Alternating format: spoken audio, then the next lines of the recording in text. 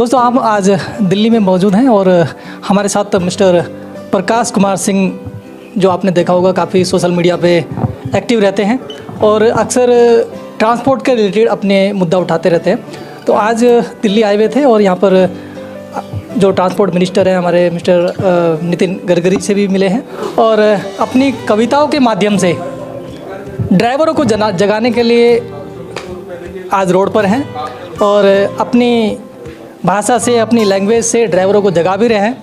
हम जानना चाहेंगे प्रकाश कुमार सर जी से कि किस तरीके से, किस अपने तरीके से वो ड्राइवरों को जगाने का कार्य कर रहे हैं। नमस्कार सर, स्वागत है आपका चैनल पर। नमस्कार आप के सभी दर्शकों को मेरा, मैं प्रकाश कुमार सिंह। आपको बता दूं कि ड्राइवरों को जगाने का जो काम है, मैं 97 से मैं मोटर सेक्टर में हूँ जी। और मैंने पूरे भारत में ड्राइविंग के दौरान शहर गांव कस्बों में घूमा और ड्राइवरों को जिस तरीके से मैंने देखा कि शोषण होता था और लोग जिस है दृष्टि से देखते थे जी। कहीं न कहीं, तो इसकी वजह से मुझे लगा कि नहीं, इसके अंदर कुछ न कुछ बदलाव होने चाहिए। और आज इतने सालों से हम लोगों का प्रयत्न, आज अपन नितिन गडकरी से भी मिल के आए हैं।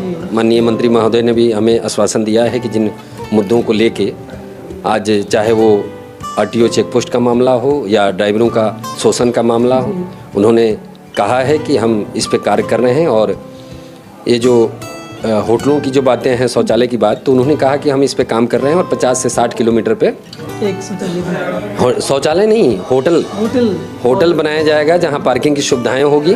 वहां ड्राइवर रेस्ट रूम बनेगा, ड्राइवर पार्किंग सुविधा रहेगी। जैसे आप वहां जाते हैं, जाने के बाद वहां पर एक शुल्क लगेगा पार्किंग के रूप में, और वहाँ ड्राइवर से जुड़ी हुई जितनी भी चीज़ें हैं, जिससे ड्राइवर के, जैसे नाई का काम हो गया, कपड़े वाले हो गए, मेडिसिन से, तो ऐसा एक पंप की तरह कैंप लगाने का।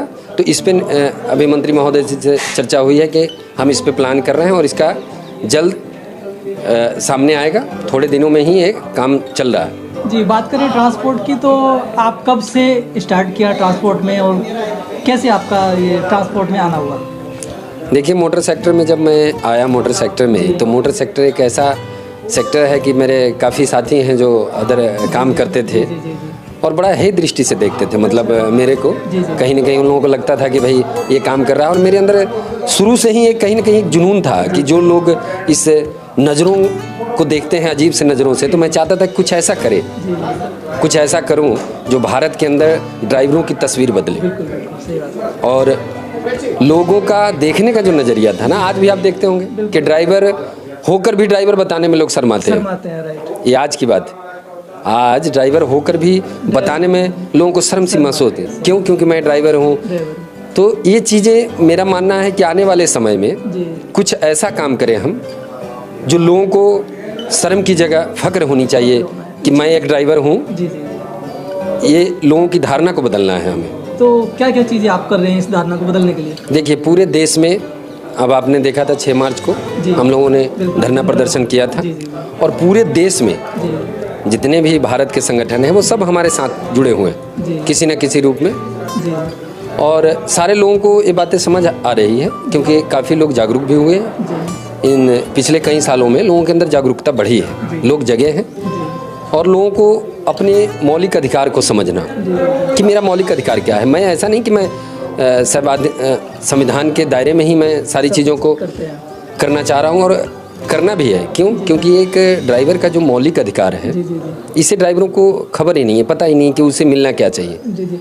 अच्छा, ये जो आप, हमने सुना आप कवि भी हैं, काफ़ी आपकी पोस्ट हमने सोशल मीडिया पे देखी हैं जी। तो आप अपनी कविताओं में क्या ये ट्रांसपोर्ट के बारे में ही बताते हैं? जी। एक ड्राइवर की बात करता हूँ। ऐसा जो है ना कि मैं एक ड्राइवर हूँ, तो ड्राइवर की बात करता हूँ। जैसे जो मैं सड़कों पे चलता हूँ और मैंने जो देखा है कि कदम कदम पे कैसे शोषण होते हैं, तो इन शब्दों के माध्यम से मैंने लोगों को, मैं कोई कवि नहीं हूँ और मैं सिर्फ लोगों को जागरूक करने का काम करता हूँ अपने शब्दों के माध्यम से। और ये तो दर्शकों का प्यार है, ये ड्राइवरों का प्यार है, साथियों का, जो मुझे लोग कहते हैं कि आप ऐसा कुछ नहीं है कि मैं ना तो कवि हूँ। ये तो आपका बड़प्पन है। अदरवाइज आपकी जो पोएट हैं, कविताएं हैं, उसमें कहीं ना कहीं एक उभरता हुआ कवि पोएट नज़र आता है। नहीं, वो दर्द है, एक ड्राइवर का दर्द है जो भारत की जनता को समर्पित करता हूँ मैं शब्दों के माध्यम से कि क्या तकलीफ़ें हैं, वो सिर्फ सत्य बातों को बताना मैं यही करता हूँ जी। बिल्कुल बिल्कुल, क्योंकि एक ड्राइवर ही ड्राइवर के दिल की बात जान सकता है, इसलिए आप बिल्कुल स्टार्टिंग से ट्रांसपोर्ट से भी जुड़े हुए हो और अपनी कविताओं के माध्यम से चालक साथियों को जागरूक भी करते हो, उनको उनका अधिकार दिलाने के लिए आज आप दिल्ली तक पहुंच गए हो। जी, तो मैं आपको बता दूं कि दिल्ली तो केंद्र सरकार है जी जी जी। और दिल्ली पहुंचने का कारण क्या है कि जो मांगे हम लोगों की है, जी जी जी, ड्राइवर आयोग और ड्राइवर दिवस, तो हमारी जो मांगे हैं वो भारत के किसी भी राज्य सरकार के अधीन में नहीं आती है। कोई भी राज्य सरकार इसे नहीं दे सकते। क्यों? सिर्फ सेंटर ही कर पाएगा। क्यों? क्योंकि हम जिन मुद्दों को लेकर आज खड़े हैं देश में, ये भारत के संविधान में बदलाव की बात करता है और भारत के संविधान को बदलने की क्षमता कहाँ है? केंद्र में।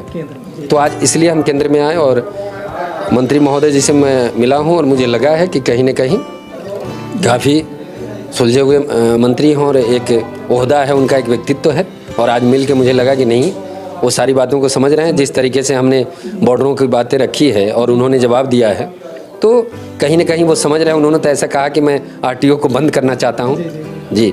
तो बहुत सारी चीज़ें ऐसी है जिसमें हमारे देश में बदलाव की बात होनी चाहिए, क्योंकि देश मेरा बदल रहा है। लेकिन इस बदलाव के साथ साथ कहीं ना कहीं मैंने कहा कि सड़कें बेहतर बनी है और गाड़ियों को भी नई टेक्नोलॉजी के हिसाब से बनाया गया है, वो भी बेहतरीन है।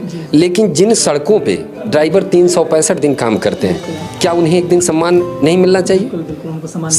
सम्मान के साथ साथ ड्राइवर आयोग, ड्राइवर कमीशन, कहने का मतलब कि ड्राइवर के लिए कानून बनना कि लोग फख्र से कह सके कि मैं भी इस देश का ड्राइवर हूँ।